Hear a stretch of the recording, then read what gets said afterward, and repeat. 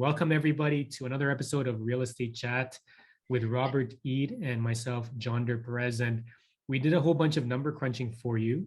And Robert said, this is my way of thinking. I said, you know what, but what about this? And we kind of butted heads a bit. And I did mine anyway. He did his. And this is what this whole discussion was based upon. But today we're going to be talking about mortgages.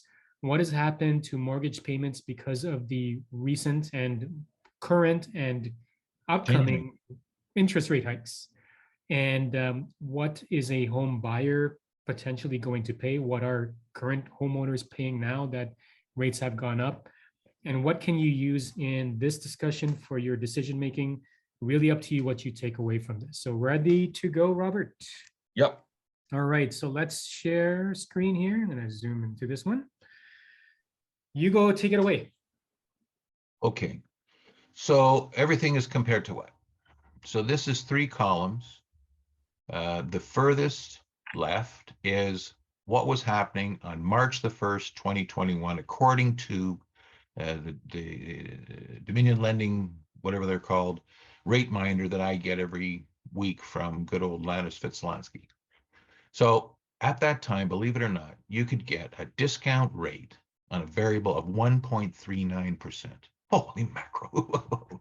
And the 5-year fixed was 1.59. Now, they always have a posted rate and a discount rate saying if you're A1 client, A1 property, and we like you, you can get the low rate. So we did it with both. Can you imagine what the real estate market would be going like crazy if we had widespread 5-year fixed mortgages at 1.59%? Well, guess what? That's what it did.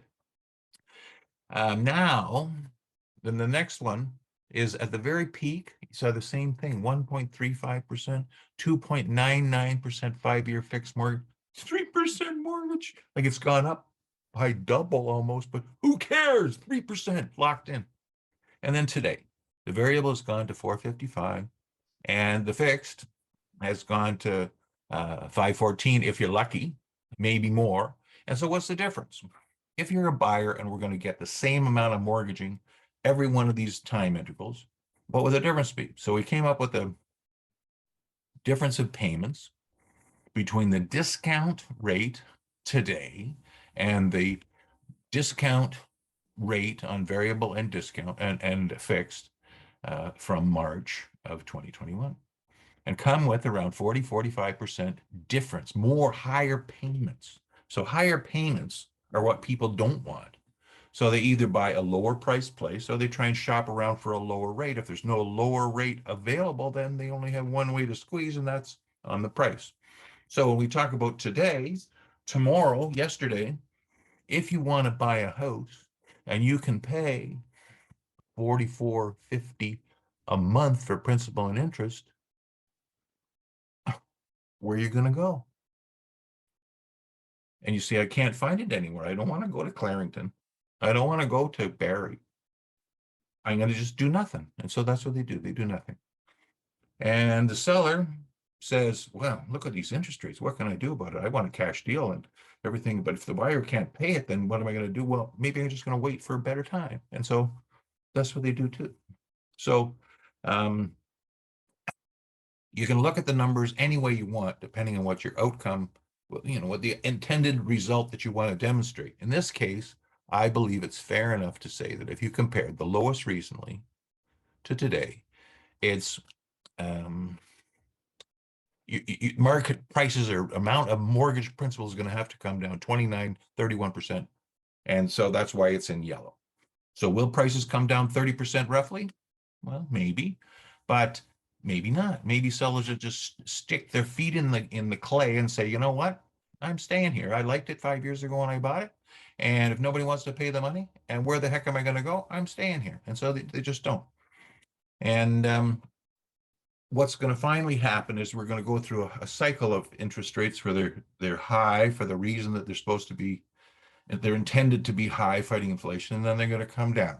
And they're going to come down to somewhere. They're not going to come down to 1.59% or 2.99% for a new first mortgage. It's probably going to come back down to 4% or something or other.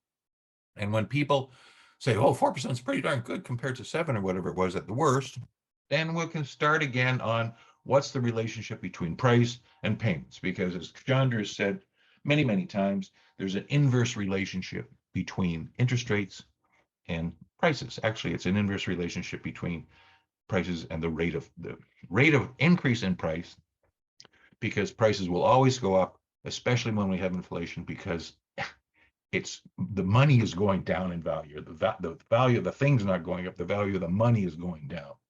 So that's one side of it. Well, that's what I learned from you actually, is the inverse relationship, but thanks for giving me part of the credit. But anyway, so similar numbers that we arrived to in terms of what kind of a price differential would there have to be to arrive at the same kind of a payment, except what I said to Robert after he showed me this is, Robert, sure, your $800,000 mortgage 2 years ago, maybe, okay, fine, let's stretch it out to the peak. But today that property has gone down in value. So if I was buying that same property at the peak today, that would be less. I would not necessarily be putting down a down payment that would require an $800,000 mortgage. It might actually be less. And so that's where he said, you know what, maybe not worth doing the calculation. Maybe it's worth doing it. In my head, I'm like, you know what, I just have to find out. I have to find out, what does this number look like? And so before I get to the calculations I did, one of the mortgage companies we know, 812, posted this on their socials. And this was an example of a single family semi-detached home in Aurora. And so case one, March 2022, when the interest rates were lower, prices were higher, it was priced at 1.188. 2.99% was the interest rate. So we used 2.45. Forget about the discount right now. We all know that with the discount, you would have been saving a lot more money. 30-year amortization, mortgage amount 950-ish, $3,992.35 was the monthly payment. Now, case two, July 2022, similar house. I mean, this would be based on a similar house, if not the same. This particular property sold July 2022, was repriced at 800, finally sold at 860. So they dipped the price a bit, but it ended up selling over the asking price with an interest rate of 5.29. Keep in mind, we're using 4.55. 529, which is higher. Amortization 30 years, 688 mortgage amount. Monthly payments amounted to $3,791.76, which is a difference of $200.59 less if you would be paying it today. So basically, the concept here is prices went down, interest rates sure went up, but did your mortgage payment actually go up? In this case, and this is the important emphasis of this video, in this case, it actually went down by $200.59. But what was the difference? 1.188 to drop to 860 is 27.61% decrease in price. So recall that Robert said if it's about a 29% drop in price, sure, it would be offset if that's basically what would happen. And so I took this a bit further and I said, let's look at the Toronto Regional Real Estate Board stats. Let's put them on a spreadsheet in terms of the average prices. Let's look at 416 property types, condos, townhouses, semis, and detached homes. Then let's do some fancy number calculations on that. And so I'm going to load up the spreadsheet here. So property types, let me see if the Zoom works. We can get a bit of a better view. No, it's not cooperating with me. But anyway, property type in the 416, we're looking at condos, townhouses, semis, and detached homes. February 2022 price versus September 2022 price. So some of the variables we used, interest rates were 2.45 back in February, similar to what Robert used, 4.55%, both variable rates. And we did not factor in the discount. With the discount, of course, you'd be paying a lot less, right? That's just a given, but we're using a little bit of the higher number. Now I get it, it skews my numbers because 2.45 would bring the payment higher versus a discounted rate. But for the sake of the comparison, we're using the same numbers for each. So when condo prices dropped between February to September of this year by 6.45%, the drop wasn't enough to offset the rise in interest rates. The rise in interest rate, I mean, if you did the math of 2.45 to 4.55, it's like about an 85% increase in the interest rates that you're paying, which results in a 21.47% difference in payment. So let's look at a townhouse now. For a townhouse, if you're looking at February 2022 at 1.131809, dropped 16.6% to 943, same variables, 2.45 versus 4.55, 30-year amortization, payments, 3554 versus 3888, 3848, $294 difference. That's an 8.29% increase in the payments with a 16% drop in price. Now let's look at semis. Semis dropped a bit more. So 19.26% drop in price. The payment was 4,708 to 4,936. That's a 4.84% difference in payment. So not as much as the townhouse increase and not as much as the condo increases, which is about $227 per month. But here's where it got interesting. Detached homes in the 416 dropped the most out of the property types in between February to September. 23.55% difference in price. So 2.2 million basically down to 1.5. The monthly payment is 6,500 versus 6,464. So it was actually a little bit of a dip. So it's not a significant dip, but we got to the number where it's like what, $47 less, that your property would have to probably drop about 24, 25% and greater in order for you to be able to see the same kind of payment in an environment where rate increases have come up. But here's the fantastic thing about what Robert did and what I did, because I was boneheaded and I said, I'm going to do this anyway, regardless of your example with the same 800,000.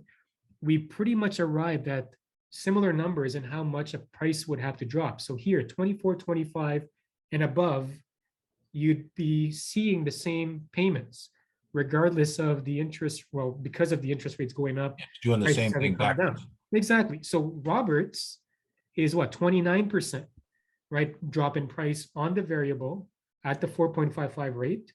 And if you worked it backwards, it would have to have dropped by that much. So Robert, we both did these separate calculations. Yours was based on a steady 800,000. Mine was based on, hey, prices dropped, interest rates gone up.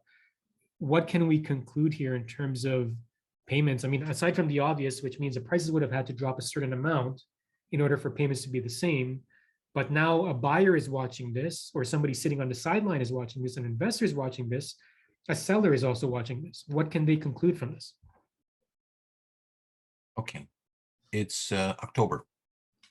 And everybody is assessing what they're going to do with their backyard next year, what they're going to do with their car over the winter. Are they going to buy a new car? Are they going to get snow tires on it? Are they going to do a big engine job on it? They're going to, they're planning for next year now. So everybody who's a buyer is looking for something. Are they looking for 20 things? No, they're looking for one thing.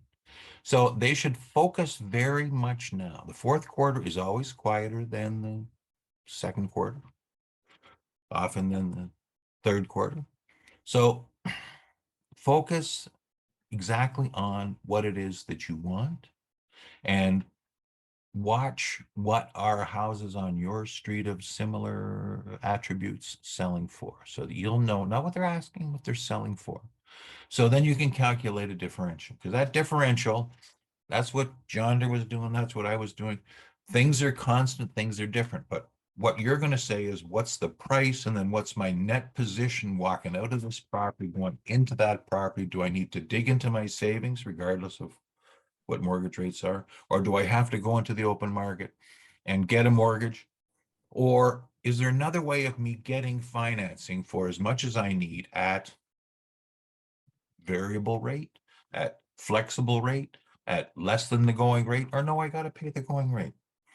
Because most sellers, they want to have a cash offer. And so you put together a cash proposal. If you can't make a deal with them on a cash basis, then you offer them a wrinkle where he's going to hold some paper instead of getting it all in cash. He's going to do this. You're going to do that. You're going to pay more, but you're going to do this. You give and take on the interest. As you see, the amount of the principal matters to the buyer. The amount of the amortization matters to the buyer, because that's where he's going to be in 5 years. He makes payments every month, 60. Where is he at the end of the time? And sometimes if you've got the money sitting in the bank, you don't want to plunk it all down. You say, okay, I'm going to put the minimum down, even though I have the resources to, because you're always required to pay more if you're borrowing than what you're able to garner in a very safe investment. So the seller has to decide whether prices are going to be lower next year than they are now. And that's an ugly one. That's what nobody except for the worst bears are saying from the stock market. It's going to be 1990 all over again. I've said it. We joked about it. What's the probability? I'm going to say 60% probability that's what's going to happen. They're not going to stop raising interest rates. People aren't going to be less scared in 2 months than they are now. They're going to throw another kind of healthcare whammy, lockdown, partial, who knows what, honest to it, another scare tactic. The American election is going to be controversial. I don't know what's going to happen. It's going to be controversial. There's going to be some upsets. So if you're planning for next spring, you don't care what happens in between times, but you're looking at the trend. What's it going to do? Bad things make interest rates go down. Except right now they're trying to recover for them keeping it too low for too long. So they're staying up for a while, maybe too long. So it takes effect. Like this interest rate nonsense. They're looking at factors that occurred and are measured from 6 months ago, and the things they're doing to counterbalance it won't really show up in those measures until a year from now, 6 months from now. So they're a year on a whack all the time. They're the brains that are connected. But we have to deal with it. We have to deal with it. So price, mortgage amount, interest rate, monthly payment is the great level. That's where we're talking about the typical buyer that's got 20% down. If you've got 80% down, you don't care what the rates are. You don't care. But if you've got 20% down, you're especially trying to buy your first place.